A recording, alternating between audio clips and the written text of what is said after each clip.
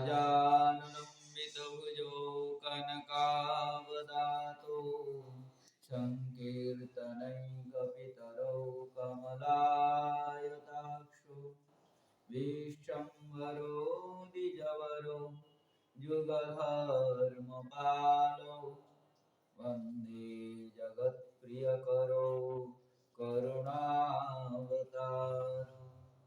नमस्त्रिकालसत्ताय जगन्नाथसुताय च सहिताय सपुत्राय सकलोत्राय ते नमः। हे कृष्ण करुणा सिन्धु दीनबन्धु जगत्पते गोपेश गोपिका कान्त राधाकान्त नमस्तुते। तप्त काञ्चन गौराङ्गे राधे वृन्दावनेश्वरी वृषभानुसुते देवी तं नमामि हरिप्रिये। यं प्रव्रजन्तमनुपेतमपेतकृत्यं दैपायनविरहकातरया जुहावम् पुत्रेति तन्मयतया सर्वविनेदु तं सर्वभूतहृदयं मुनिमानतस्मि। नारायणं नमस्कृत्य नरं चैव नरोत्तमं देवीं सरस्वतीं व्यासं ततो जयमुदीरये। जय रूप सनातन भट्ट रघुनाथ श्रीजीव गोपाल भट्ट दास रघुनाथ ए छाय गोसाई करी चरण वंदन जा हईते विघ्ननाश अरिष्ट पुराण वाञ्छाकल्पतरुभ्यश्च कृपा सिन्धुभ्यैव च पतितानां पावनेभ्यो वैष्णवेभ्यो नमो नमः। दुर्गमे पतिमिन्दैश्च स्खलत्पादगतिर्मुहुः सकृपादष्टिदानेन सन्त बलं बलम्। भक्तगोष्ठी सहिते गौरांग जय जय सुनिले चैतन्य कथा भक्ति सुनिले चैतन्य कथा भक्ति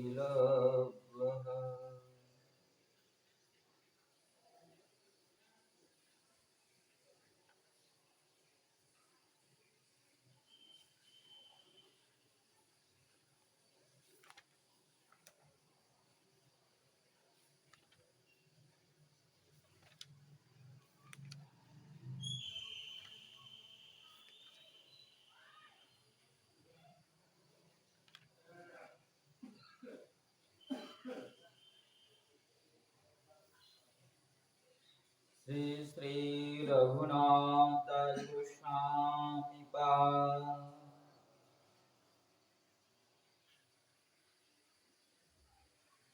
महाप्रभुर प्रिय भृत्त रघुनाथ सर्वत्यागी कइल प्रभुर पद तले प्रभु समर्पिल तारे स्वरूपेर हाते प्रभुर गुप्त सेवा कइल स्वरूपेर साथे षोडश बत्सर कइल अंतरंग सेवा स्वरूपेर अंतर्धाने आइला वृंदावन বৃন্দাবনে দুই ভাইয়ের চরণ দেখিয়া গোবর্ধনে তেজিব দেহ ভৃগুপাত করিয়া। করুণাবরণালয় সর্বাবতার সার শিরোমণি কলিযুগ পাবন অবতার परम करुणा घन विग्रह প্রেমদাতা ভক্তবৎসল ভক্ত প্রাণধন পতিত পাবন শ্রীমনিত্যানন্দ প্রভু শ্রীকৃষ্ণ চৈতন্য মহাপ্রভু শ্রী শ্রী রাধা রমন লাল জি সমস্ত বৈষ্ণব বৃন্দ এবং গুরু মহারাজ জি অশেষ কৃপা অনুকম্পা আমরা পুনঃ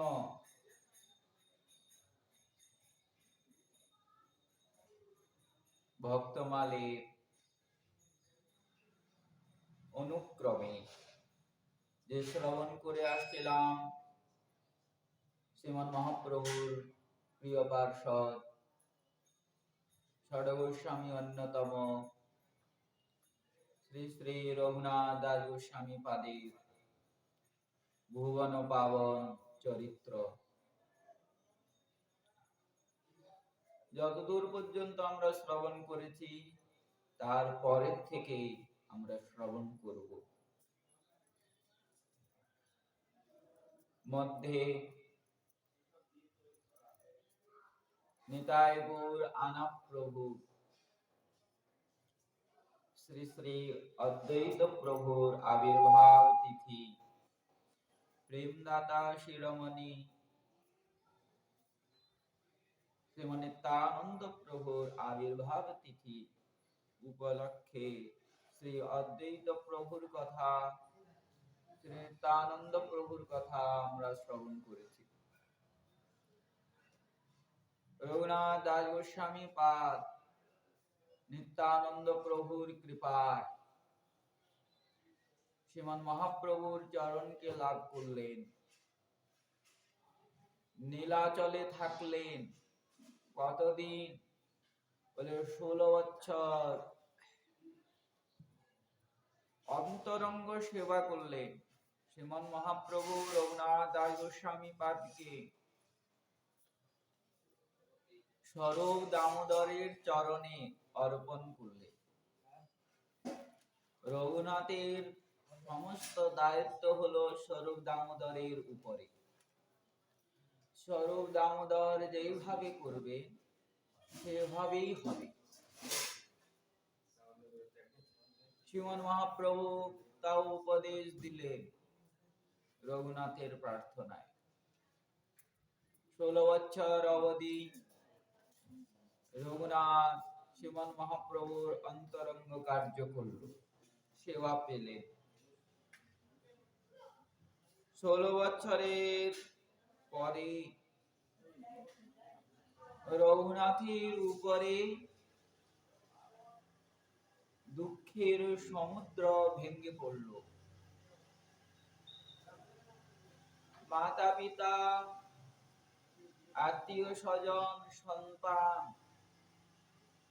আদি মরে গেলেও এত দুঃখ হয় না। ইষ্টদেব এবং গুরুদেব অপ্রকট হলে যে দুঃখ হয়। রঘুনাথের তাই হলো, প্রাণ থেকে অধিক প্রেম করতেন, ভালোবাসতেন যে শ্রীমন মহাপ্রভুকে। সেই শ্রীমন মহাপ্রভু অপ্রকট হয়ে গেলেন। সেই বছরেই স্বরূপ দামোদর সহ্য করতে পারল না প্রভুর অপ্রকট লীলা। স্বরূপ দামোদর শ্রীমন মহাপ্রভুর চিন্তা করতে করতে তিনিও অন্তর্ধান হয়ে গেলেন। রঘুনাথ এখন কি করবে? রঘুনাথের মাথায় তো বজ্রাঘাত নয়, রঘুনাথের মাথায় ভেঙে পড়ল পূর্ণ আকাশ। দুঃখের সমুদ্র, দুঃখের বন্যা, দুই নেত্রের থেকে অনিবার অশ্রু প্রবাহিত হচ্ছে। কত যে মূর্ছিত হচ্ছে রঘুনাথ, কত যে গড়াগড়ি দিচ্ছে রঘুনাথ, কি বর্ণন করতে পারে? রঘুনাথ নিজেকে স্থির করলেন, স্থির করে আর মনে মনে ভাবছেন, শ্রীমান মহাপ্রভু আমাকে গিরিরাজ প্রদান করে গোবর্ধন গিরিরাজের চরণে অর্পণ করেছেন, আর গুঞ্জামালা প্রদান করে রাধারানীর চরণে অর্পণ করেছেন। এর দ্বারা প্রভু সংকেত করেছেন ব্রজে যাওয়া। ব্রজমণ্ডল আমার দর্শন হয় নাই, রূপ গোস্বামী সনাতন গোস্বামী পাদের চরণ বন্দনা হয় নাই।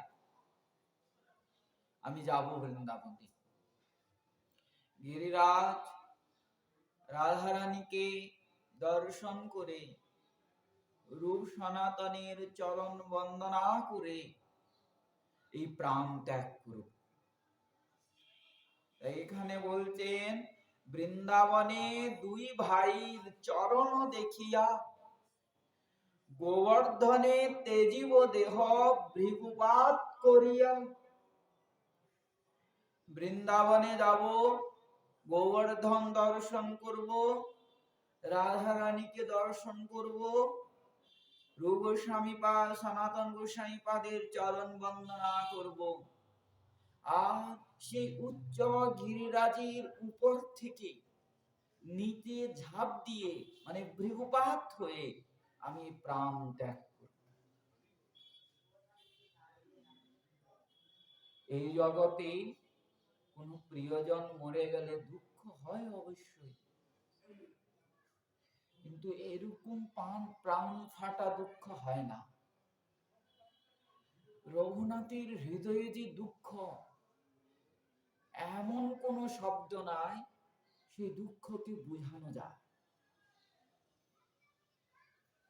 যার জন্য সর্বস্ব ত্যাগ করে এসেছেন রঘুনাথ, সর্বস্ব, ইন্দ্রের মতো ঐশ্বর্য, অপ্সরার মতো স্ত্রী, মাতা পিতা জ্যাঠার একই সন্তান, কুলের একই প্রদীপ রঘুনাথ, এত স্নেহ, এত ভালোবাসা সব ত্যাগ করে এসেছেন শ্রীমান মহাপ্রভুর চরণ লাভ করবেন বলে, শ্রীমান মহাপ্রভুর সান্নিধ্য লাভ করবেন বলে। সেই প্রভু চলে গেলেন, আমাকে রেখে চলে গেলেন, এ সহ্য করতে পারছে না রঘুনাথ। তার উপরে সেই প্রভু যার চরণে অর্পণ করেছেন, যাকে গুরুপাদ পাদ পদ্ম রূপে স্বীকার করিয়েছেন, সেই প্রভু, সেই গুরু পাদ পদ্ম দর্শন হয়ে গেলে এই প্রাণ রেখে আমি কি করব? আমি সেই উচ্চ গোবর্ধন থেকে ঝাঁপ দিয়ে প্রাণ ত্যাগ করব। রঘুনাথ এই কামনা করে, এই চিন্তা করে ব্রজমণ্ডলে আসলে গিরিধারী এবং গুঞ্জামালা নিয়ে। অন্য অন্য সাধকের জীবনীতে তো পাওয়া যায় পথে কি ভোজন করেছেন, কিভাবে এসেছেন, কিন্তু রঘুনাথের আগমন এত দুঃখময় কবিরাজ গোস্বামী পাদ বর্ণন করেন না। যার এত বিরহ, সে আবার আহার করবে? ওই দিন নীলাচল থেকে হা মুখে ছুটেছেন, হা গৌর হা নিতাই বলে, হা রাধে হা প্রাণেশ্বরী, হা রূপ হা সনাতন বলে ছুটতে ছুটতে এই বৃন্দাবনে সে উপনীত হলেন। এসে কি রঘুনাথ প্রাণ ত্যাগ করেছে? এই পয়ারের হিসাবে গোবর্ধনে তেজিব দেহ ভৃগুপাত করিয়া, গোবর্ধন থেকে আমি ঝাঁপ দিয়ে, তাহলে গোবর্ধনে উঠতে হবে, উঠতে হবে তো। কিন্তু শ্রীমন মহাপ্রভু তো আমাদেরকে আদেশ দেন নাই। রূপ গোস্বামী পাদ এবং সনাতন গোস্বামী পাদ তো আদেশ দেন নাই। রঘুনাথ অবশ্যই, তার মধ্যে আবার রঘুনাথের ইষ্টদেব হলো গোবর্ধন। শ্রীমন মহাপ্রভু গোবর্ধনের সেবাই রঘুনাথকে দিয়েছে। প্রভু বলেছেন এই গিরিধারীর ভিতরে তুমি কৃষ্ণকে পাবে, গিরিধারীর ভিতরে তুমি রাধারানীকে পাবে। অন্যান্য বিগ্রহের প্রাণ প্রতিষ্ঠা করতে হয়, কিন্তু প্রভুর কৃপায় এই গিরিরাজ এবং শালগ্রাম ভগবানের প্রাণ প্রতিষ্ঠা করতে হয় না। এনে সেবা শুরু করলেই হয়। ভাবে প্রভু প্রকটিত হবেন গিরিরাজ। তাহলে গুরুদেব যেখানে, মহাপ্রভু যেখানে সেই গিরিধারীরই সেবা দিয়েছেন রঘুনাথকে, সেই গিরিধারীর মাথায় চড়ে ঝাঁপ দিবেন, রঘুনাথ এটা ভাবলেন কি করে? এই রঘুনাথ এই কথা ভাবলেন কি করে? উত্তর দিচ্ছে, মহাপ্রেমে আবেশে, মহাপ্রেমে সাধকের হুঁশ থাকে না, দেহাবেশ থাকে না, কি করে কি বলে নিজেও জানে না।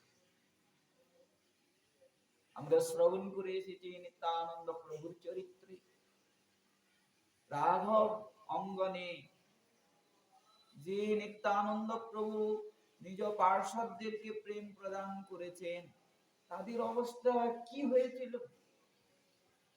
কত শক্তি, কোথা থেকে আসলো এত শক্তি?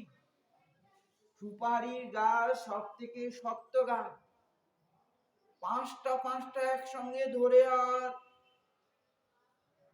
ভেঙে দিচ্ছেন, উপড়ে দিচ্ছেন, বড় বড় বৃক্ষকে তছনছ করে দিচ্ছেন। পার্শ্বদের কি কথা? নিত্যানন্দ প্রভু যখন পার্শ্বদেরকে নিয়ে নগরে নগরে ভ্রমণ করছিলেন, গৃহস্থের গৃহে যে শিশু এখনো হামাগুড়ি দেয়, ঠিক করে উঠে দাঁড়াতে পারে না, নিত্যানন্দ প্রভুকে দর্শন করে নিত্যানন্দ প্রভুর প্রেমাশ্রু তাদের শরীরে যখন স্পর্শ হলো, তারা প্রেমে আকুল হয়ে গেল। আকুল হয়ে তারাও বৃক্ষকে টানছেন, তৃণের মতো উপড়ে ফেলে দিচ্ছেন। এক মাস ধরে আহার করছে না। এগুলো প্রেমিকের অবস্থা। সেই প্রেমিক রঘুনাথ, তার অসাধারণ বিরহ, প্রেমের প্রভু অদর্শন হয়েছেন, গুরুপাদ পদ্ম অদর্শন হয়েছেন, তাহলে রঘুনাথের কি অবস্থা? তাই রঘুনাথ এটা আবেশে বলে বসেছেন, বৃন্দাবনে যে উচ্চ গিরিরাজের থেকে ঝাঁপ দিব, ভৃগুপাত হয়ে প্রাণ ত্যাগ। আচ্ছা, রঘুনাথ যে বলেছেন এসে প্রাণ ত্যাগ করব, কি প্রাণ ত্যাগ করতে পেরেছেন? বলে না, এত সহজে প্রাণ ত্যাগ করতে দেন না প্রভু। শ্রীমন মহাপ্রভু নিজে সনাতন গোস্বামী পাদকে বলছেন, প্রেমী ভক্ত বিয়োগে চাহে দেহ ছাড়িতে। প্রেমী ভক্ত বিয়োগে, বিরহে নিজের প্রাণ ত্যাগ করার চেষ্টা তো করে, কিন্তু প্রেমে কৃষ্ণ লাভ হয়ে যায়। প্রেমে কৃষ্ণ মিলে সেহ না পারে মরিতে। কৃষ্ণ দর্শন দেন বা কোনো না কোনো উপায়ে তাকে রক্ষা করে নেন। শাস্ত্রে অনেক প্রমাণ আছে। যেরকম শরৎকালীন রাসে শ্রীকৃষ্ণ শরতের শোভা দর্শন করে বংশীধ্বনি করলেন, গোপীদের নাম ধরে ধরে ডাকলেন। গোপীরা সমস্ত কাজ ত্যাগ করে সেই নিবিড় অরণ্যে অন্ধকার রাত্রিতে বনে এসে উপনীত হলেন। কৃষ্ণ দেখে আগে তো স্বাগত করলেন, তারপরে বলছেন কেন আসলে, কি প্রয়োজন, এত রাত্রেবেলা কেন আসলে? আর তোমরা যেভাবে এসেছো দেখে মনে মনে হচ্ছে তোমরা আত্মীয় স্বজনকে, পতিকে, শ্বশুর শাশুড়িকে বলে আসো নাই। যাও, চলে যাও, শীঘ্র চলে যাও, তারা চিন্তা করছে হবে, শীঘ্র চলে যাও। কি বলে, ও তোমরা বন দেখতে এসেছো, শরৎকালের সুন্দর বন, পূর্ণিমা রাত্রি, আকাশে চন্দ্র উদিত হয়েছে, বনের শোভা দেখতে এসেছো, দর্শন করো। প্রভুই দেখিয়ে দিচ্ছেন, এই দেখো এত সুন্দর সব বন, সব চলে যাও। আমাকে দেখতে এসেছো, আমাকে ভালোবাসো, তার স্নেহের আকর্ষণে এসেছো। আমাকে তো জীব মাত্রই ভালোবাসে, সবাই ভালোবাসে, দেখা হয়ে গেছে, এখন চলে যাও। তোমরা সতী, পতির আজ্ঞা পালন করা উচিত, চলে যাও, এইভাবে বলছে। তখন গোপীরা শ্রীকৃষ্ণকে নিবেদন করলে, সেই নিবেদনে যখন কৃষ্ণ কিছু বলছেন না, কৃষ্ণ মৌন, তখন গোপীরা বলছেন, তুমি যে হেসে কথামৃতের দ্বারা, বংশীর ধ্বনির দ্বারা আমাদের হৃদয়ে যে অগ্নি উৎপন্ন করিয়েছ, এই অগ্নি তো এই জগতের জলের দ্বারা শান্ত হবে না। এই অগ্নি একমাত্র শান্ত হবে তোমার অধরামৃতের দ্বারা। তুমি যদি অধরামৃত আমাদের এই হৃদয়ে সিঞ্চন করো, তাহলে এই অগ্নি শান্ত হবে। সিঞ্চাঙ্গনস্ত অধরামৃত পূরকেন হাসাবলোক কলগীতঃ জহৃচ্ছয়াগ্নিম নো চেদ বয়ম বিরহ জাগ্ন উপযুক্ত দেহা ধ্যানেন জামো পদয়ো পদবী সখেতে। তুমি অধরামৃত প্রদান করো। শ্রীকৃষ্ণ কিচ্ছু বলছেন না, দাঁড়িয়ে আছে। তুমি অধরামৃত প্রদান করবে না, তাহলে আমরা এই বিরহ অগ্নিতে বা এই বিরহ অগ্নির দ্বারা প্রাণ ত্যাগ করব। এই বিরহাগ্নির দ্বারা আমরা প্রাণ ত্যাগ করব। প্রাণ ত্যাগ করলে কি আমাকে পাবে? যেন প্রভু বলছেন তাদেরকে, তোমরা যে বলছো এই বিরহে প্রাণ ত্যাগ করব, প্রাণ ত্যাগ করলে কি আমাকে পাবে? উত্তরে যেন সে গোপীরা বলছে, না না, পাবো। কি করে? বলে শাস্ত্রে আছে, যার চিন্তা করতে করতে মরবে তাকে অবশ্যই লাভ করবে। যেরকম চিন্তা করবে সেই জনই লাভ হবে।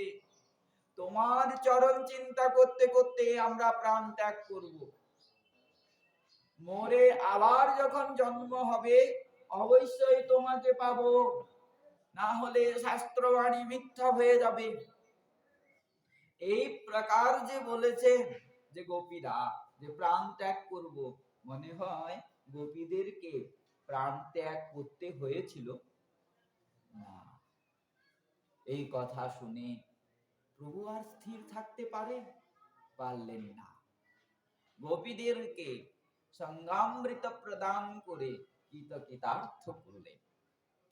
এরকমই চিন্তা করেছিলেন বিদর্ভ নগরের রাজকুমারী রুক্মিণী। পিতা ভীষ্ম নারদের কাজ কি? ভক্তি প্রচার করা। নারদ রুক্মিণী দেবীকে দেখেই চিনে গেছেন, ইনি তো আমার ঈশ্বরী, আমার প্রাণনাথের অর্ধাঙ্গিনী।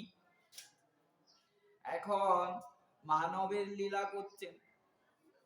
রুক্মিণী দেবীর হৃদয়ে শ্রীকৃষ্ণের প্রেম রূপী অমৃত উদিত করতে হবে। এই অগ্নিটা উদিত করতে হবে। তাই নারদ প্রতিদিন আসতেন বিদর্ভ নগরের সভা, প্রায় আসতেন, এসে আর শ্রীকৃষ্ণ বর্ণন করতেন। বিদর্ভ মহারাজকে বলতেন, রাজকুমারী, স্নেহের পাত্রী, পিতা ভ্রাতা। তাই রাজকুমারীও কৃষ্ণের লীলা শ্রবণ করত, কৃষ্ণের রূপকথা, গুণের কথা শ্রবণ করে এমন কোন রমণী আছে যার হৃদয় পাষণ্ডের মতো পাথর নয়? এমন কোন রমণী আছে যে কৃষ্ণের চরণে নিজেকে অর্পণ করবে না? রুক্মিণী দেবীও তাই করত। ভীষ্মক মহারাজেরও ইচ্ছা শ্রীকৃষ্ণের হস্তে নিজ কন্যা রুক্মিণীর হস্ত সম্প্রদান প্রদান করবেন, মানে বিবাহ দিবেন। কিন্তু ইচ্ছা হলে তো আর হবে না, সংসার এটা, নিজের ইচ্ছায় চলে না। রাজা ভীষ্মক চিন্তা মাত্র করলো, নিজের চিন্তা ব্যক্ত করলো পুত্রদের কাছে, কিন্তু দুষ্ট জ্যেষ্ঠ পুত্র রুক্মক সে বলছে, না, ওই চোরকে কে দেয় ভগিনী? আমাদের মান সম্মান নাই, আমাদের মান সম্মান বলে কিছু নাই।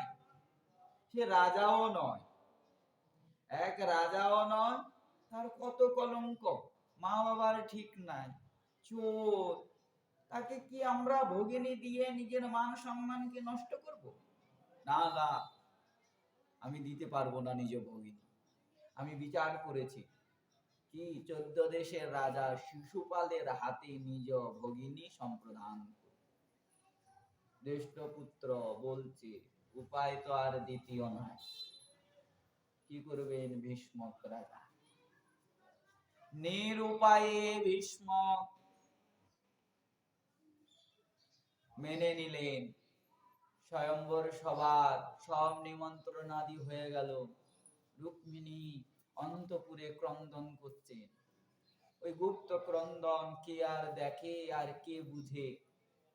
রুক্মিণী এখন মনে সাহস জোগায়, আমাকেই কিছু করতে হবে, তাকে পেতে গেলে আমাকেই কিছু করতে হবে। এখানেও দেখুন সংকেত, কি সংকেত?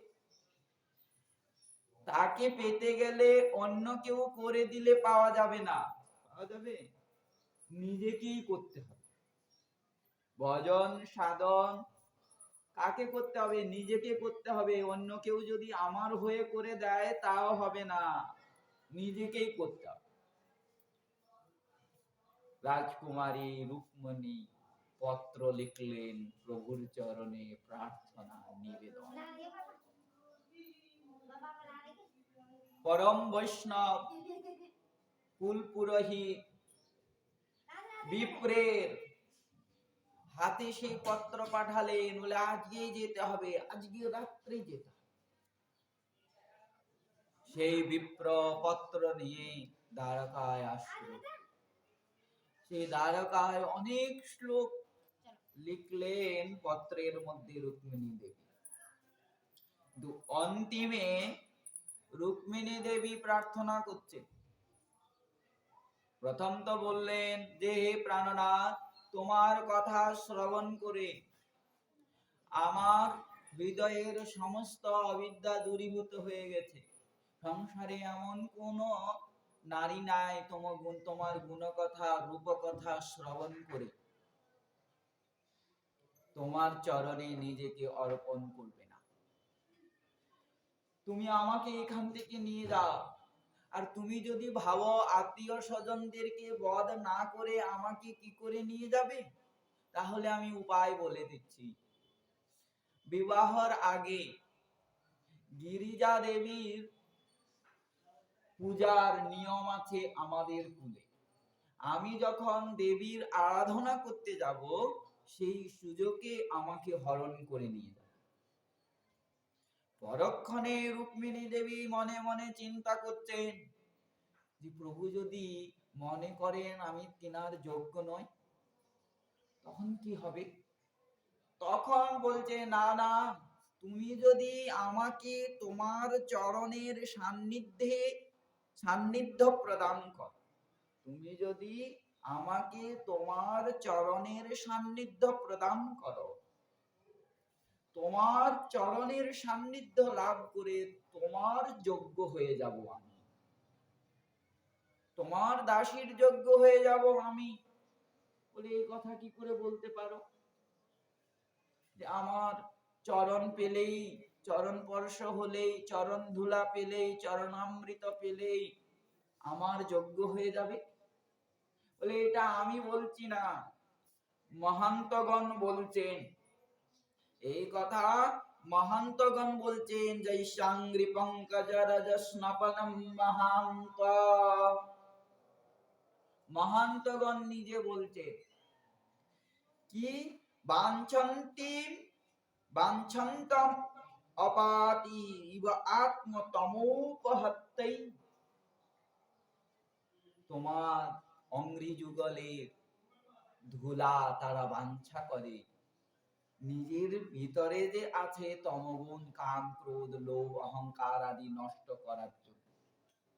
আর মহন্তদের মধ্যে যে শ্রেষ্ঠ কৈলাসপতি শিব নিজেকে পবিত্র করার জন্য তোমার যে চরণামৃত স্বরূপ গঙ্গাকে মস্তকে ধারণ করে রেখেছে।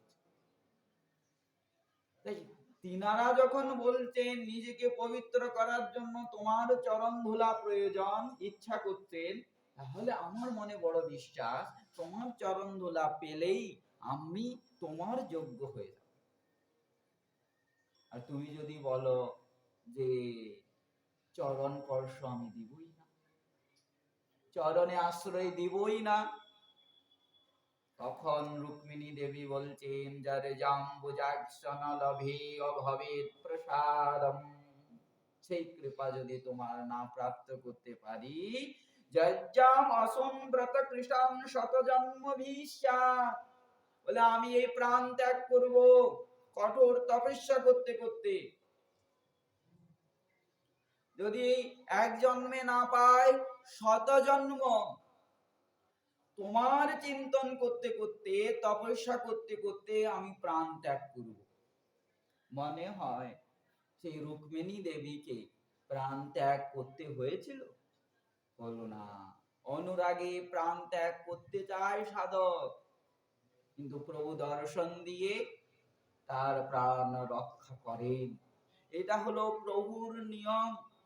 এরকমই চৈতন্য ভাগবতে বর্ণনা আছে। মুরারি ভুক্তকে অশেষ বিশেষ কৃপা করলেন প্রভু, অশেষ বিশেষ কৃপা। কৃপায় এত মুগ্ধ হয়ে গেছে মুরারি, একদিন গৃহে এসে চিন্তা করছে এই প্রভুর তো ঠিক নাই, কবে লীলা প্রকট করবেন, কবে লীলা প্রকট করবেন। তো বিশ্বাস করা যায় না, কি করে বিশ্বাস করবে? রাম অবতারে যে সীতার জন্য মহাযুদ্ধ করলো, সমুদ্র পার করে লঙ্কায় এসে লঙ্কা তছনছ করে দিল এক সীতার জন্য, কিন্তু সেই সীতাকে এনে আবার বনে পাঠিয়ে দিল। সেই সীতাকে গৃহে এনে আবার বনে পাঠিয়ে দিল। আনিয়া ছাড়িলা সীতা কেমন কারণ, যে যাদবগণ নিজ প্রাণের সমান, যে যাদবগণ নিজের প্রাণের সমান মুনিগণকে স্মরণ করে অভিশাপ প্রদান করে সেই যাদবদেরকে ধ্বংস করে দিল। সাক্ষাতে দেখে তারা হারায় পরাণ। প্রভু যে কখন কি করবেন কেউ জানে না। অতএব যাবত আছয় অবতার, তাবত আমার দেহ ত্যাগ প্রতিকার।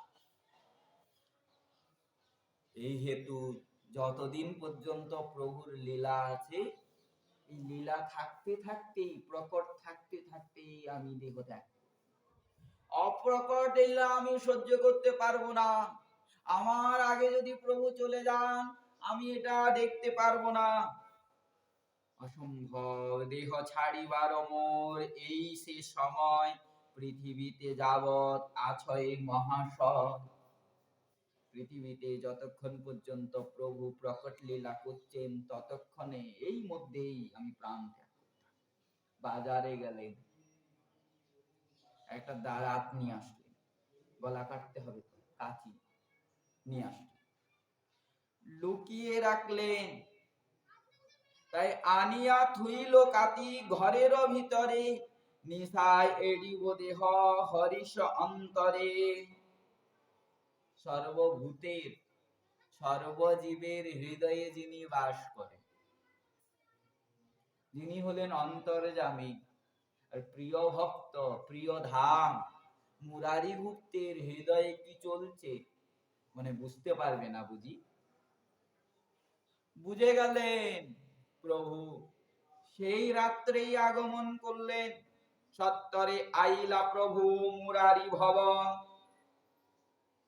শ্রীমন মহাপ্রভুকে দর্শন করে মুরারি গুপ্ত উঠে দাঁড়ালেন সম্ভ্রমে। এই সময়ে অসময়ে আবার প্রভু একলা, কাউকে নিয়ে আসেন নাই, একটা সেবককেও নিয়ে আসেন নাই, একলা এসেছে। সাষ্টাঙ্গে প্রণাম করলেন, বসতে আসন দিলেন, চরণ দৌত করলেন, চরণামৃত গ্রহণ করলেন। মুরারি গুপ্তের সঙ্গে প্রভু কৃষ্ণ কথা বলছে। কৃষ্ণ কথা বলতে বলতে আসনে বসিয়া প্রভু কৃষ্ণ কথা কহে। মুরারি গুপ্তের হই বড়ই সদয়ে। খুব প্রশংসা করছেন মুরারি গুপ্তের। প্রশংসা করতে করতে বলছেন, প্রভু একটা গুপ্ত কথা আছে। মুরারি গুপ্তকে প্রভু বলছেন একটা গুপ্ত কথা আছে। প্রভু বলে, গুপ্ত বাক্য রাখিবা আমার। এটা গুপ্ত কথা আছে, কিন্তু কথাটা রাখতে হবে, মানতে হবে কথাটা। গুপ্ত বলে, প্রভু মোর শরীরে তোমার। গুপ্ত বলছেন, কথা কিসের কথা? এই শরীরটাই তোমার, যা বলবে, যা করাবে তাই করব, যা বলবে তাই করব। প্রভু বলছে, এটা তো সত্য, এই শরীরটা তো তোমার নয়, শরীর আমার। প্রভু বলে, এ তো সত্য। গুপ্ত উত্তর দিচ্ছে, হয় হয়, ঠিক, ঠিকই বলেছ। তখন প্রভু বলছেন, কাতিখানি দেহ মোরে প্রভু কান কানে কর। মুরারি গুপ্তকে বলছেন, ওই যে কাতিটা নিয়ে এসেছো, অস্ত্রটা নিয়ে এসেছো, সে অস্ত্রটা দাও। যখন তুমি বললে আমার শরীর, তাহলে অস্ত্রটা দাও আমাকে। মুরারি গুপ্ত হতভম্ব হয়ে গেল, আচম্বিত হয়ে আর বলছেন, প্রভু তোমাকে কে বলেছে, কে বলেছে আমার কাছে কাতি আছে? হায় হায় করি গুপ্ত মহা দুঃখ মানে, মিছা কথা কইল তোমারে কোন জনে। হায় হায় করতে করতে মুরারি গুপ্ত বলছেন, তোমাকে কেউ মিথ্যা কথা বলেছে, আমি তো কোনো কাতিয়াতি আনি নাই। প্রভু উত্তর দিচ্ছেন, প্রভু বলে, মুরারি বড় তো দেখি ভুল, পরে কহিলে কি আমি জানি হেন বল। তুমি তো বড় সরল, কেউ যদি আমাকে বলে আমি কি বিশ্বাস করব? আর কেউ বললে কেন আমাকে মানতে হবে? আমি কি তোমার অন্তরের কথা বলতে পারবো না? তুমি এরকম বিশ্বাস আমাকে করো, এরকম শ্রদ্ধা আমার উপরে। প্রভুর ভাব। তাই বলছেন এখানে যে, পরে কহিলে কি আমি জানি হেন বলো। পরে বললেই আমি জানতে পারবো? আমি নিজে জানতে পারবো না তোমার হৃদয়ের কথা? আর একটা গুপ্ত কথা বলছি, আমি শুনি। যে গড়িয়া দিল কাতি, যে কাতিটা বানিয়ে দিয়েছে, আমি তাকেও চিনি, তাহা জানি আমি, তাহা জানি যথা কাতি থুইয়াছ তুমি। মুরারি, বাজার থেকে এনে সেই অস্ত্রটা তুমি কোথায় লুকিয়ে রেখেছ এই কথাও আমি জানি। সর্বভূত অন্তর্যামী, জানেন সর্বস্থান। এই বলে প্রভু প্রবেশ করে কাঠিটা এনে আর মুরারি গুপ্তকে দেখাতে লাগলেন। ঘরে গিয়া কাটারি আনিল বিদ্যমান। একটু প্রভু গম্ভীর হয়ে গেলেন। গম্ভীর হয়ে আর মুরারি গুপ্তকে বলছেন, প্রভু বলে, গুপ্ত এই তোমার ব্যবহার? গুপ্ত, এইটা তোমার ব্যবহার? তুমি এরকম আমাকে ভালোবাসো? নিজের সুখের জন্য তুমি প্রাণ ত্যাগ করতে বসেছ? তুমি প্রাণ ত্যাগ করবে আমার আগে, তোমার সুখ হবে, আর তুমি থাকলে আমার সুখ হবে। কোন দোষে আমা ছাড়ি চাহ যাইবা? পাবেন এরকম প্রভু? পাবেন?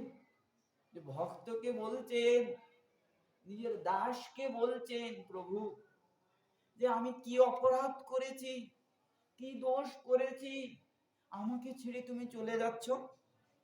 এটা কি তোমার উচিত? তুমি গেলে কাহারে লইয়া মোর খেলা?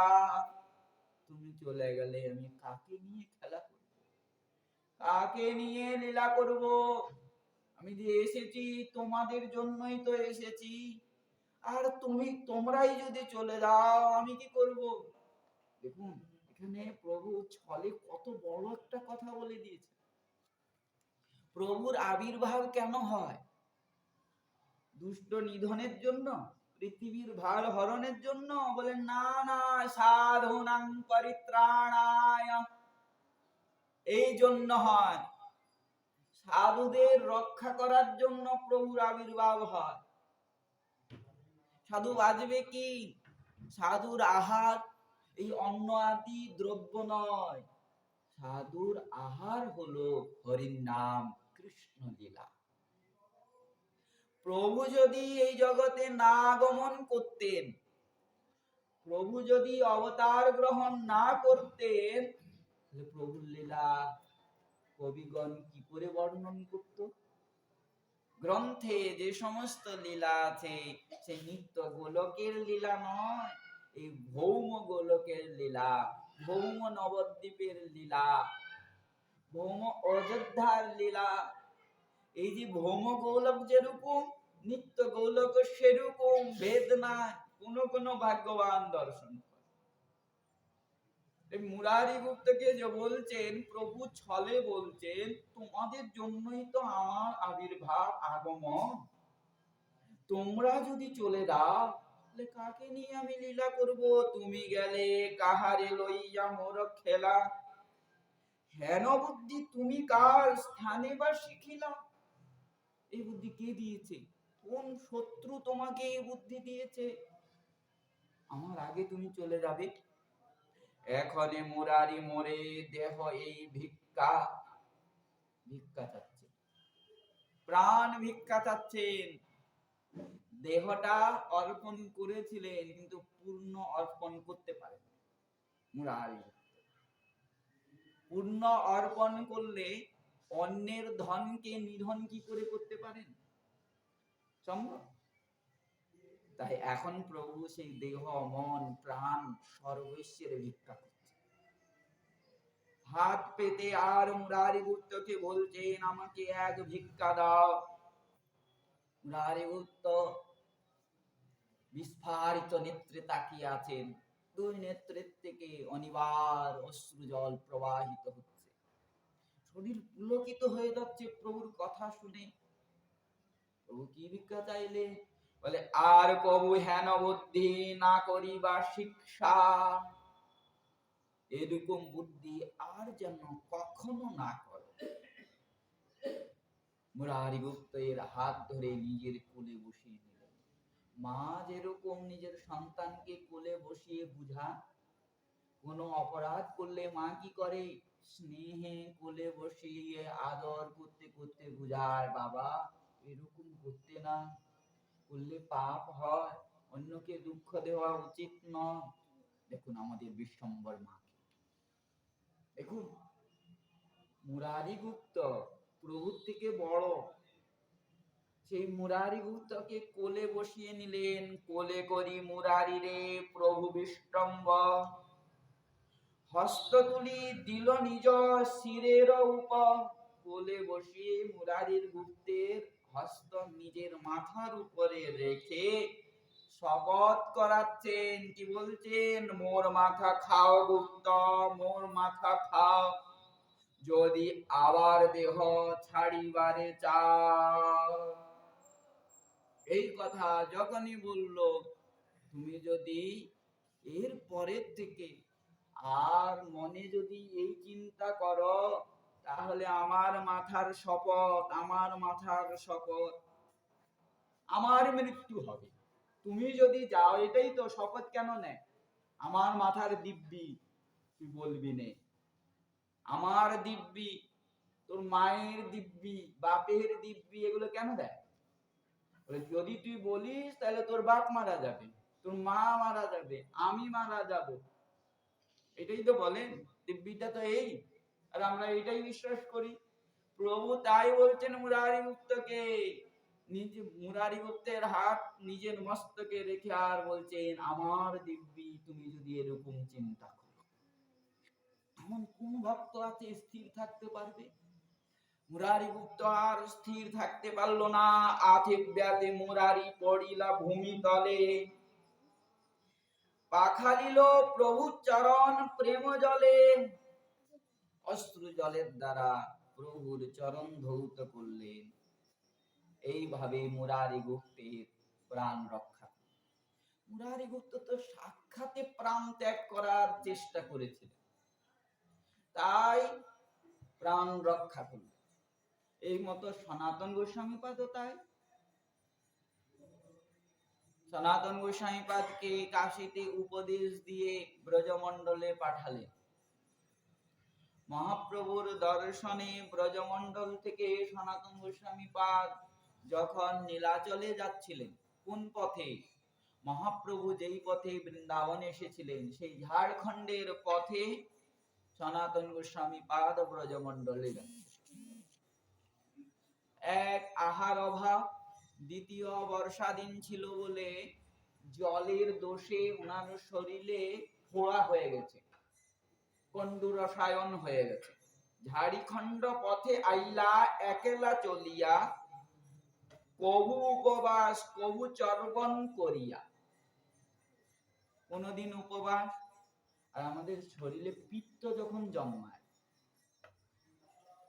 বহুদিন যদি আমরা না খাই বা একদিনই, ওই জন্য নির্জলার পরের দিন বলে জল খেতে হবে। আগে মরিচ ইসের গুড় জল, স্যালাইনের জল, এগুলো খেলে কি হয়? পিত্তটা বের হয়ে যায়।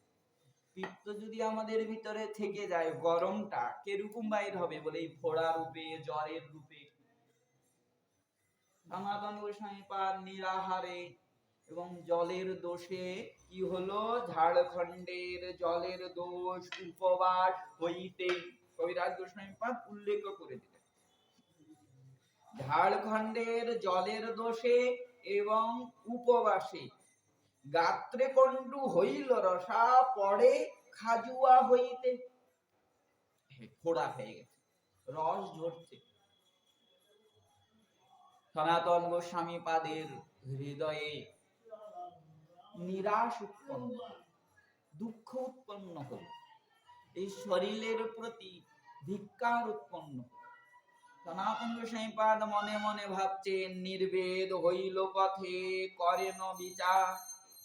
মনে মনে ভাবছেন কি? আমি নীচ জাতি, নিজ জাতি দেহ মোর অত্যন্ত অসার। এক, আমি নিচ জাতি। আচ্ছা বলুন দেখি, সনাতন গোস্বামীপাদ যে চিন্তা করছেন আমি নিচ জাতি, সনাতন গোস্বামীপাদ নিচ জাতি? দক্ষিণ ভারতের শ্রেষ্ঠ ব্রাহ্মণের কুলে জন্ম নিয়েছেন সনাতন গোস্বামীপাদ, আবার নিচ জাতি কেন বলছেন? হেতু আছে। কুলে জন্ম নিলে জাতি গণনা হয় না, তার কর্মটা দেখা। সনাতন গোস্বামীপাদ ওই কর্মটাই প্রদান করছেন। বলে জন্ম তো হয়েছে ব্রাহ্মণ কুলে, কিন্তু দাসত্ব করেছি তো নিচে, যবনেরই তো দাসত্ব করেছি, মন্ত্রী হোক আর কেউ হোক, দাসী তো হয়। জাতি কোথায় থাকলো? এখন যবনের সঙ্গে উঠা বসা, যবনের, কিন্তু জাতি যায় না সনাতন গোস্বামী পাদে। যদি যেত তাহলে মহান মহান বৈষ্ণবরা বা ব্রাহ্মণদের সঙ্গ লাভ হতো না। কিন্তু সনাতন গোস্বামী পাদ বা রূপ গোস্বামী পাদ এই নিয়মটাকেই অবলম্বন করেছেন।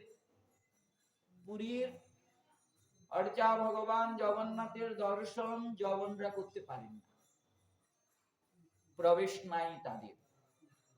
তাই গৌর ভক্তদের মধ্যে 3 জন কোনোদিন মন্দিরে প্রবেশ করেন নাই। এক হরিদাস ঠাকুর, দ্বিতীয় সনাতন গোস্বামী পাদ, তৃতীয় রূপ গোস্বামী পাদ। হরিদাস ঠাকুর যবনকুলে জন্ম হয়েছে না নাই এটা কোন লেখক দৃঢ় প্রমাণের দ্বারা স্থাপন করতে পারেন না। বলেন যে ব্রাহ্মণের গৃহে জন্ম হয়েছে, কিন্তু পালিত হয়েছেন উনি যবনের গৃহে, এটা প্রমাণ আছে। পালিত যবনের গৃহে, তাই নিজেকে যবনই মনে করতেন উনি, তাই কোনোদিন জগন্নাথ মন্দিরে প্রবেশ করেন নাই। আর সনাতন গোস্বামী পাদ এবং রূপ গোস্বামী পাদ যবনের সেবা করেছেন বলে নিজেকে যবন মনে করতেন। কোনদিন জগন্নাথ মন্দিরে প্রবেশ করে জগন্নাথ দর্শন করেন নাই, চূড়া দর্শন করতেন। তাই সনাতন গোস্বামী পাদের মনে উৎপন্ন হলো, আমি তো নিচ জাতি, নিচ দেহ, তার মধ্যে আবার এই দেহ এই কন্ডু রসায়ন হয়ে সেবার যোগ্য থাকে। জগন্নাথে গেলে তার দর্শন না পাইব, নিচ জাতি প্রবেশ করতে পারবো না, জগন্নাথের দর্শন হবে না। এক আশা মহাপ্রভুর দর্শন, বলে তাও সম্ভব নয়, কবু যোগু হবে, কোনদিন হবে। বলে কেন?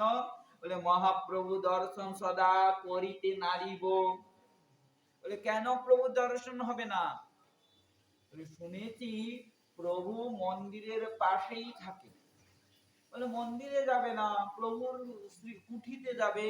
বলে মন্দিরের নিকটে শুনি তার বাসস্থিতি, মন্দির নিকটে যাইতে মোর নাহি শক্তি। মন্দিরে তো আর যাচ্ছ না, মন্দিরের পাশে যে কুঠির আছে মহাপ্রভু, সেখানে যাচ্ছ, নিশ্চিন্তে যাও। আবার কেন বলছেন সনাতন গোস্বামী পাদ? বলে আমার সামর্থ্য নাই, আমি যেতে পারবো না। তার উত্তর নিজেই দিচ্ছেন, জগন্নাথের সেবক ফেরে কার্য অনুরোধে। ওই রাজপথেই তো যাবো, রাজপথে তো জগন্নাথের সেবকরা কার্যে যাওয়া আসা করে। কারোর সঙ্গে যদি স্পর্শ হয়ে যায়, তার স্পর্শ হইলে মোর হইবে অপরাধী। তার যদি স্পর্শ হয়ে যায়, আমার অপরাধ হয়ে যাবে, মহা অপরাধ হয়ে যাবে, আমি ভজনে আগাতে পারব। তাহলে এই দেহটা তো ভজনের যোগ্য নয়, এই দেহটাকে রেখে কি করব? এই দেহ আমি ত্যাগ করব। তাতে এই দেহ যদি ভালো স্থানে দিয়ে দুঃখ শান্তি হয় আর সদ্গতি পাইয়ে, তাতে ভালো স্থানে যদি দেহটা ত্যাগ করি, এই দুঃখটা শান্ত হয়ে যাবে এবং সদ্গতি লাভ হবে। জগন্নাথ যখন রথে বসে বের হবে, তখন তো সবাই অধিকার, যৌবনেরও অধিকার, সবাই অধিকার জগন্নাথ দর্শনে। তখন জগন্নাথ পতিত পাবন রূপ ধারণ করে। যখন রথে আরূঢ় হন, তখন পতিত পাবন রূপ ধারণ করেন তিনি। নির্বিচারে মহাপ্রভু, নিত্যানন্দ প্রভু, অদ্বৈত প্রভুর মতো সবাইকে উদ্ধার করে। বলে যখন রথে বসে বাইরে বের হবে, সেই জগন্নাথকে দর্শন করতে করতে জগন্নাথ রথযাত্রায় হইবেন বাহির। আর মহাপ্রভু সেই রথের সামনে নৃত্য করবেন। তাই জগন্নাথ মহাপ্রভুকে দর্শন করে আর মহাপ্রভুকে দর্শন করতে করতে আমি প্রাণ ত্যাগ করব। মহাপ্রভুর আগে আর দেখি জগন্নাথ, রথে দেহ ছাড়িব এই পরম পুরুষার্থ। এক জগন্নাথকে দর্শন করতে করতে আর দ্বিতীয় শ্রীমন মহাপ্রভুকে দর্শন করতে করতে রথের চাকার নিচে এই দেহটা ত্যাগ, এই চিন্তা করে নীলাচলে আসলেন। হরিদাস ঠাকুরের কুঠিরে থাকলেন। শ্রীমন মহাপ্রভুর সঙ্গে দেখা হলো। যেদিন দেখা হয়েছে প্রভু কিচ্ছু বললেন না, কোনো কথা বললেন না। আরেকদিন প্রভু আসলেন, পিণ্ডার উপরে মহাপ্রভু বসলে, নিচে হরিদাস এবং সনাতন গোস্বামী। হঠাৎ প্রভু বলছেন, সনাতন দেহ ত্যাগে কৃষ্ণ না পাইয়ে। দেখুন অন্তরে আমাদের বিশ্বাস নাই আমাদেরকে প্রভু রক্ষা করবেন, এটা বিশ্বাস উৎপন্ন হয় না। দেখুন এর দ্বারা প্রভু কি প্রমাণিত করছেন, ভক্তের কি সমস্ত জীবের হৃদয়ের কথা তো জানেন, কিন্তু ভক্তের হৃদয়ের কথা প্রভু আগেই জেনে আগেই প্রতিকার করে দেন। সনাতন গোস্বামী পাদ অবশ্যই নিবেদন করেছেন, মনে হয় করেছিলেন যে প্রভু আমি প্রাণ ত্যাগ করব, করলে ঠিক হবে। প্রভু জানলেন কি করে? প্রভুর যে একটা ঐশ্বর্য, অন্তর্যামিত্ব, অন্তরের সমস্ত বার্তা জেনে নেন তিনি। সনাতনের হৃদয়ে কি চলছে প্রভু বুঝে নিলেন, জেনে নিলেন। এই সনাতনকে সম্বোধন করে বলছেন, সনাতন দেহ ত্যাগে কৃষ্ণ না পাইয়ে, কোটি দেহ ক্ষণেকে তবে ছাড়িতে পারিয়ে। যদি দেহ ত্যাগ করলে কৃষ্ণ পাওয়া যেত, তাহলে এমন এমন সাধক আছেন ক্ষণেকে, এক ক্ষণে কোটি দেহ ত্যাগ করত। আমিও কোটি দেহ ত্যাগ করতাম, ত্যাগ করে আবার ধরতাম, আবার ত্যাগ করতাম, আবার ধরতাম, আবার ত্যাগ করতাম, যদি শরীর ত্যাগে যদি তাকে পাওয়া যেত। দেহ ত্যাগ আদি এই সব তম ধর্ম, এই দেহ ত্যাগ আদি সব তম ধর্ম, তমগুণ প্রধান। তম রজ সত্য তো নির্গুণ, চার। তম রজ সত্য আর নির্গুণ, মানে ত্রিগুণ অতীত। এই যে দেহ ত্যাগ করা, অনেকে বলে কৃষ্ণ পাচ্ছি না, যাই ঝাঁপ দি গঙ্গায়, যাই কুণ্ডে ঝাঁপ দি, প্রাণ ত্যাগ করি। সনাতন গোস্বামী মহাপ্রভু সনাতন গোস্বামী পাদের দ্বারা ওনাদের ওইটা বন্ধ করাচ্ছে। না না, দেহ ত্যাগ করলে পাওয়া যায় না কৃষ্ণকে। দেহ ত্যাগ আদি এই সব তম ধর্ম, তম রজ ধর্মে কৃষ্ণের না পাই চরণ। তম প্রধান ভক্তি আর রজ প্রধান ভক্তি, ভক্তিও চার প্রকার। বলে কি? বলে তমগুণ বিশিষ্ট, রজগুণ বিশিষ্ট, সত্যগুণ এবং নির্গুণ। কপিল ভগবান বর্ণন করেছেন। এই তমগুণের দ্বারা বা রজগুণের দ্বারা কৃষ্ণকে পাওয়া যায় না। তমগুণে কুকর্ম আদি করে, পাপ কর্ম আদি করে, পাপাচার আদি করে। রজগুণে ইন্দ্রিয়ের সুখের জন্য করে। সত্যগুণে ভজন হয়, কিন্তু যতক্ষণ পর্যন্ত নির্গুণ না হয়, গুণাতীত না হয়, তাকে পাওয়া যায় না। তম রজগুণে তাকে পাওয়া যায় না, তাহলে তাকে পাওয়া যায় কিসে? বলে ভক্তি বিনা কৃষ্ণ কবু নহে প্রেম উদয়। ভক্তি ছাড়া কৃষ্ণকে পাওয়া যায় না। তাই ভক্তি বিনা কৃষ্ণে কবু নহে প্রেম উদয়। এই ভক্তি প্রেম আনয়ন করবে। ভক্তি যখন গাঢ় হয়ে যাবে, গাঢ় দশাকে লাভ করবে, এই ভক্তি প্রেম উৎপন্ন হবে। সেই প্রেমে কৃষ্ণ প্রাপ্তি হবে। প্রেম বিনা কৃষ্ণ প্রাপ্তি অন্য হইতে নয়। প্রমাণ আছে শ্রীমদ্ ভাগবতে একাদশ স্কন্ধে 14 অধ্যায়ে 20 সংখ্যক শ্লোকে স্বয়ং প্রভু কৃষ্ণ উদ্ধবকে বলছে, ন সাধয়তি মাং যোগ ন সাংখ্যং ধর্ম উদ্ধব न সাধ্যায়স্তপস্ত্যাগ যথা ভক্তির মমোর্জিতা। এই সমস্ত দ্বারা আমাকে পাওয়া যায়, একমাত্র আমাকে পাওয়া যায় ভক্তি। এই সমস্ত কুবুদ্ধি ত্যাগ করো সনাতন, কুবুদ্ধি ছাড়িয়া করো শ্রবণ কীর্তন। এই কুবুদ্ধি ত্যাগ করে শ্রবণ কীর্তন করো, ভজন করো, অচিরাতে পাবে তবে কৃষ্ণের চরণ। অল্প দিনেই ভজন করতে করতে নাম প্রভু আর ভজন প্রভু কৃপা করবে, অবশ্যই পাবে, আজ নয় কাল, এই বিশ্বাস রাখো। অচিরাতে পাবে তবে কৃষ্ণের চরণ। তুমি বলছো এই দেহ তোমার নিজ নিজ দেহ, প্রভু নিজ দেহের বিচার করে না।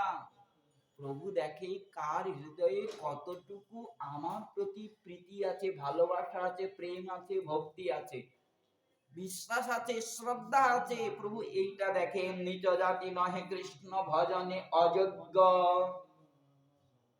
জাতির দ্বারা কি হবে? আমরা যদি জাতির বিচার করি না, তাই সেখানে কি পাবো? জাতিটা কি আত্মা? আত্মা তো এক জাতি। আত্মা হলো অচ্যুত গোত্রীয়, বৈষ্ণবে যেরকম অচ্যুত গোত্র, আত্মার একই জাতি, ওই অচ্যুত গোত্রই। অচ্যুত থেকে বের হচ্ছে অচ্যুতের পুত্র যখন, তাহলে আত্মা কি অচ্যুতের জাতি, তাহলে অচ্যুত গোত্রীয় হলো। তাহলে জাতিটা কোথায়? এই জাতিটা হলো দেহে। এই দেহটা হলো ব্রাহ্মণের দেহ, এই দেহটা হলো ক্ষত্রিয়ের দেহ, এই দেহটা হলো শূদ্রের দেহ, এইটা বৈশ্যের দেহ, চান্ডালের দেহ। এই দেহটা। আর জাতি নির্ধারিত করছেন কর্মে। সবাই মানব, শূদ্র মানব, তারপরে বৈশ্য মানব, ক্ষত্রিয় মানব, আর ব্রাহ্মণ মানব। মনু থেকেই আসছে। জাতি বিধানটা রাজর্ষি ভরত কখন করলেন? বলে কর্ম অনুযায়ী। যদি জাতি বিভাগটা না করা হয়, তাহলে ধর্মটা যে সমানতাটা থাকবে না, বিশৃঙ্খল হয়ে যাবে, শৃঙ্খলতা আসবে না। তাই ওইটার জন্য করেছে। এখানে তো যে নিচ জাতি পাবে না, খালি ব্রাহ্মণ পাবে তা নয়। নিচ জাতি নহে কৃষ্ণ ভজনের অযোগ্য, সৎকুল বিপ্র নহে ভজনের যোগ্য।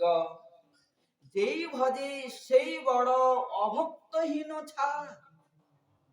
যে ভজে সেই বড়, অভক্ত হীন সে কোনদিন পায় হোক না ব্রাহ্মণ। যেই ভজে সেই বড় অভক্তহীন চার, কৃষ্ণ ভজনে নাহি জাতি কুলাদি বিচার। কৃষ্ণ ভজনে জাতি কুলাদির বিচার নাই।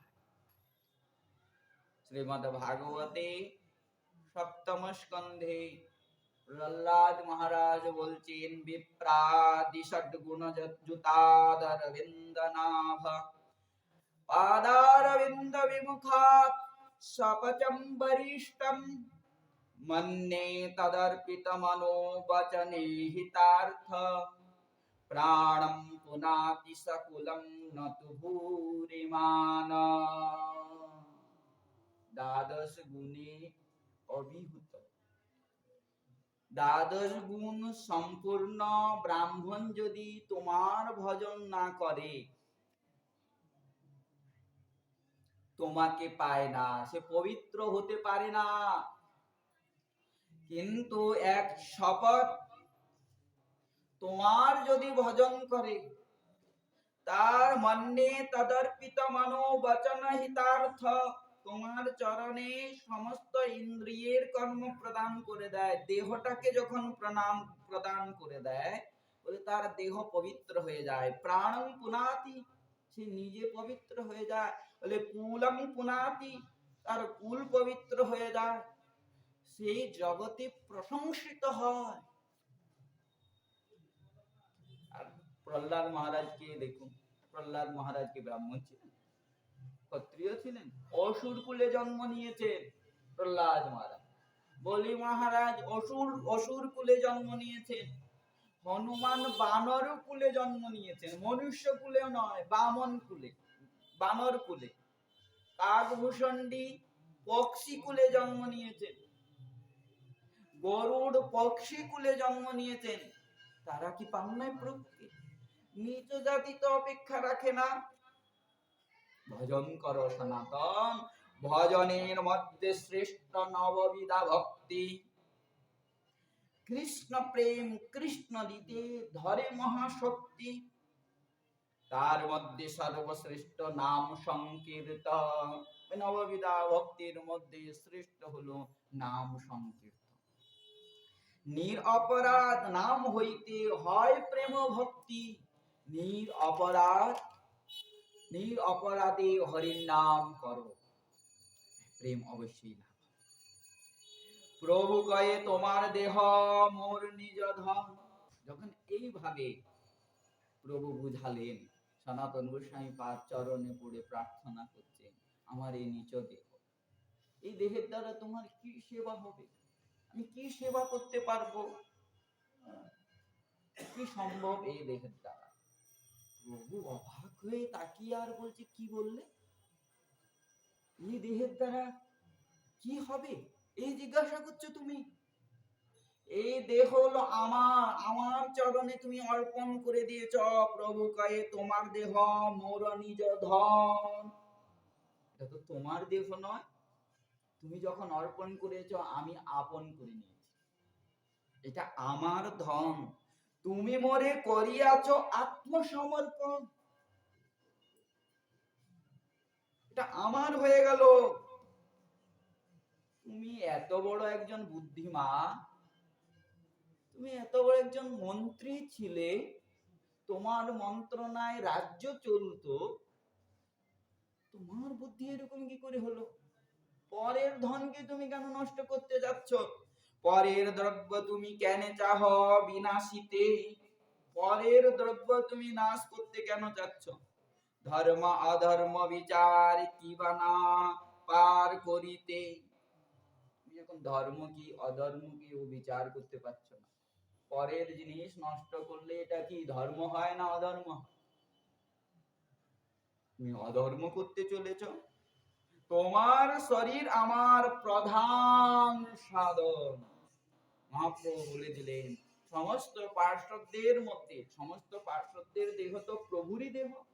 পার্শ্বদ কেন, সমস্ত সাধকের দেহ হলো প্রভু। প্রভু সাধকের দ্বারা, পার্শ্বদের দ্বারা যা করার সেই সাধক তাই করে।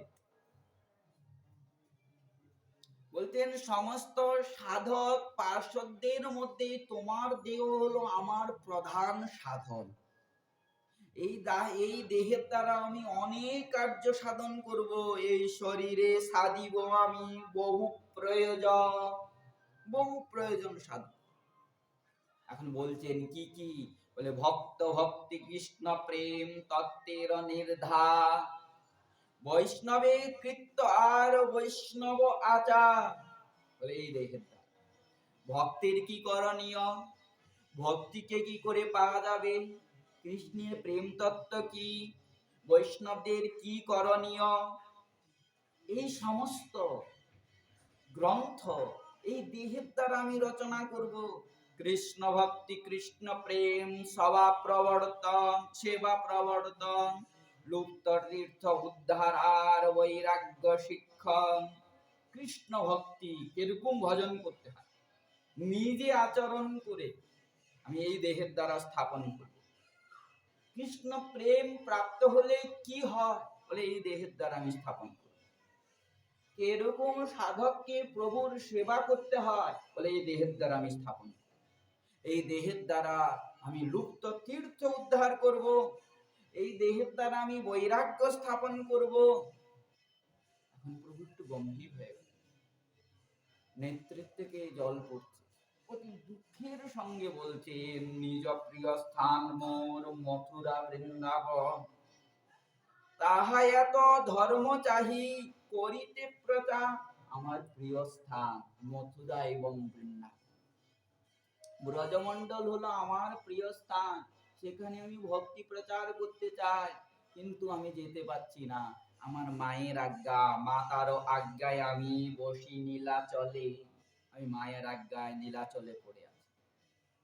আমি তো এই তোমার এই দেহের দ্বারা সেই প্রিয় ব্রজমণ্ডলে ভক্তি প্রচার করব, তাহা ধর্ম শিখাইতে নাহি নিজ বলে। এত সব কর্ম আমি যে দেহে করিব, তাহা ছাড়িতে চাহ তুমি কেমতে সহিব। এই কথা যখনই বলল, সনাতন গোস্বামী পাদ লুটিয়ে পড়লেন শ্রীমন মহাপ্রভুর চরণে, অশ্রু জলের দ্বারা স্নান করালেন প্রভুর চরণকে।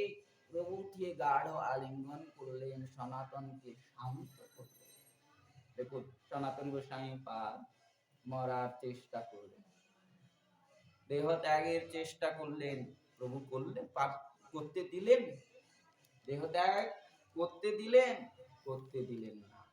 সেই প্রকারই রঘুনাথ দাস গোস্বামী পাদ যখন মহাপ্রভু এবং স্বরূপ দামোদর অপ্রকট হয়ে গেলে, বৃন্দাবনে এসে প্রাণ ত্যাগ করার ইচ্ছা প্রকাশ করলেন। বৃন্দাবনে দুই ভাইয়ের চরণ দেখিয়া গোবর্ধনে তেজিব দেহ ভৃগুপাত করিয়া, এই মত নিশ্চয় করি আইলা বৃন্দাবনে। এই নিশ্চয় করে আসলো, আশিরূপ সনাতনের বন্দিলা চরণে এসে রূপ সনাতনের চরণ বন্দনা করলেন। তারপরে কি প্রাণ ত্যাগ করতে দিলেন রঘুনাথকে? বলে দিলেন না, তবে দুই ভাই তারে মরিতে না দিল। গোস্বামী পাদ, সনাতন গোস্বামী পাদ রঘুনাথকে মরতে দিলেন না, বুঝালেন। সনাতন গোস্বামী পাদ বললেন, দেহ ত্যাগ করলে তাকে পাওয়া যায় না, এটা আমার কথা নয়, প্রভু নিজে বলেছেন। আমিও মরতে চেয়েছিলাম, কিন্তু প্রভু আমাকে মরতে দেয় নাই। না না, তুমি প্রাণ ত্যাগ করবে না, আর তুমি চলে গেলে আমাদের কি গতি হবে? প্রভু তো এখন প্রকট নাই, কিন্তু প্রভুর প্রকট লীলার প্রত্যক্ষ দ্রষ্টা হলে তুমি নীলাচল থেকে প্রভুর বার্তারূপী মহাপ্রভুকে বহন করে নিয়ে এসেছো ওই বৃন্দাবনে। তোমার মুখে আমরা সেই মহাপ্রভুর কথা শুনবো। এখানে কৈরাজ গোস্বামী পাদ বলছেন, মহাপ্রভুর লীলা যত বাহির অন্তর, দুই ভাই তার মুখে শুনে নিরন্তর। তুমি যদি চলে যাও, তাহলে প্রভুর কথা কি শ্রবণ করাবে? আমাদের কি গতি হবে? না, তুমি যাবে না। এইভাবে বুঝালেন রঘুনাথকে। প্রভু আর সনাতন এবং রূপ গোস্বামী পাদের রূপ ধারণ করে রঘুনাথের প্রাণ রক্ষা করছে। এরকম সাধক প্রাণ ত্যাগ করতে চায়, প্রেমে বিরহে প্রাণ ত্যাগ করতে চায়, কিন্তু প্রেমে কৃষ্ণ লাভ হয়। এরকমই আমরা গোবর্ধনে সিদ্ধ বাবার জীবনীতেও পাই। রাধারানীর আদেশে সেই নন্দগ্রাম থেকে আসলেন গোবর্ধনে, এসে দেখছেন রাধাকুণ্ডের বৈষ্ণব, গোবর্ধনের বৈষ্ণব শাস্ত্রের আনুগত্যে ভজন করে। তিনি শাস্ত্র আদি জানেন না। রাধারানী সাক্ষাৎ দর্শন হয়েছে, এর দ্বারা বোঝাচ্ছেন শাস্ত্র অধ্যয়ন করতে হবে, শ্রবণ করতে হবে, তাহলেই শাস্ত্র লাভ। মনে বড় দুঃখ। এইদিকে ব্যাকরণ শুরু করলেন এক বৃদ্ধ বৈষ্ণবের কাছে। ব্যাকরণ যখন পড়তে যান, ব্যাকরণে টাইম চলে যায়, না নিয়ম পূর্ণ হয় না। ভজন করবেন না ব্যাকরণ পড়বেন, আর ব্যাকরণ না পড়া হলে শাস্ত্র অধ্যয়ন হচ্ছে না, ধর্ম সংকটে পড়ে গেল। বলে এই দেহের দ্বারা কাজ হবে না, না শাস্ত্র অধ্যয়ন হবে, প্রভুর লীলাই জানতে পারবো না, না ভজন হবে। তাহলে এই দেহ রেখে কি করব? দেহ কোনো কাজের নয়, বয়সও হয়ে গেছে, ভজনও করতে হবে। আগামীকাল মানসী গঙ্গায় ঝাঁপ দিয়ে প্রাণ ত্যাগ, এই চিন্তা করে কুঠিরের ভিতরে আছেন। এইদিকে রাধারানী পাঠিয়ে দিলেন কাকে? ললিতা এবং সনাতন গোস্বামী। এসে দরজা ঠক ঠক ঠক ঠক করছে। দরজা খুলেছেন, দেখছেন দিব্য শরীরে সনাতন গোস্বামী পাদ দাঁড়িয়ে আছেন, পাশেই ললিতা দেবী। কিং কর্তব্য বিমূঢ় কৃষ্ণদাস বাবা কি করবেন? প্রণাম করবেন? অবাক হওয়া স্বাভাবিক, আশ্চর্য বিস্মিত হওয়া স্বাভাবিক। এটা অসম্ভব সম্ভব সামনে দেখছে সনাতন গোস্বামী পাদকে এবং ললিতা দেবী। ষষ্ঠাঙ্গে প্রণাম করলেন, বসতে আসন দিলেন। সিদ্ধ বাবা সনাতন গোস্বামী পাদের চরণে পড়ে আর ক্রন্দন করছে। মা যেরকম সন্তানের মস্তক মর্দন করে স্নেহে, সনাতন গোস্বামী পাদ সিদ্ধ বাবার মস্তকে হাত বুলাতে বুলাতে, সারা শরীরে হাত বুলাতে বুলাতে, কৃষ্ণদাস মাধুপুরী মিলে তো? মাধুপুরীর দ্বারা পেট ভরে যায় তো? কি অসুবিধা তোমার? সনাতন, এই দেহটা তো বলি, এই কৃষ্ণদাস, এই দেহটা তো তোমার নয়। তুমি গুরুদেবের চরণে অর্পণ করেছ, আর গুরুদেব মহাপ্রভুর চরণে অর্পণ করেছে। এটা মহাপ্রভুর দেহ, তুমি কেন নষ্ট করবে? কি চাই তোমার? তুমি শাস্ত্র অধ্যয়ন করতে পারছো না, তাই যাও, আমি আজকে আশীর্বাদ করলাম, তোমার সমস্ত শাস্ত্র স্ফুরণ হবে। সনাতন গোস্বামী পাদ এইভাবে যখন আশীর্বাদ করলেন, ওই আশীর্বাদেই শ্রীকৃষ্ণ দাস বাবার সমস্ত শাস্ত্র স্ফুরণ হতে থাকে। মূর্তি তো বসেছিলেন, মূর্তি দিলেন সনাতন গোস্বামী পাদ। বিরহের মধ্যে যদি কপটতা না থাকে, দৃঢ় অনুরাগ হয়, অনুরাগ যদি প্রাণ ত্যাগ করার ইচ্ছা উৎপন্ন করে, তাহলে প্রভু অবশ্যই কোনো না কোনো রূপে আগমন করে রক্ষা করবেন। যেরকম রঘুনাথ দাস গোস্বামী পাদকে গোস্বামী সনাতন গোস্বামী রূপে প্রকট তার প্রাণ রক্ষা করলেন, যেরকম গোবর্ধনের কৃষ্ণদাস বাবার প্রাণ রক্ষা করলেন, কোনো না কোনো রূপে আগমন করবে। এইভাবে রঘুনাথ দাস গোস্বামী পাদে প্রাণ রক্ষা করলেন সনাতন গোস্বামী পাদ এবং রূপ গোস্বামী পাদ রঘুনাথকে কনিষ্ঠ ভ্রাতা করে নিজের ভাই মতো নিজের পাশে রাখলেন। এখন রঘুনাথ বৃন্দাবনে আছেন। প্রতিদিন নিয়ম করে সনাতন গোস্বামী পাদ এবং রূপ গোস্বামী পাদ অন্য বৈষ্ণবদেরকে শ্রীমন মহাপ্রভুর কথা শোনান আর আনন্দে শ্রবণ করেন। এরপরে যে বিষয় রঘুনাথ দাস গোস্বামী পাদের, সেটা আমরা আগামীকাল শ্রবণ করব। জয় রাধে শ্রী রাধে নিতাই গৌর।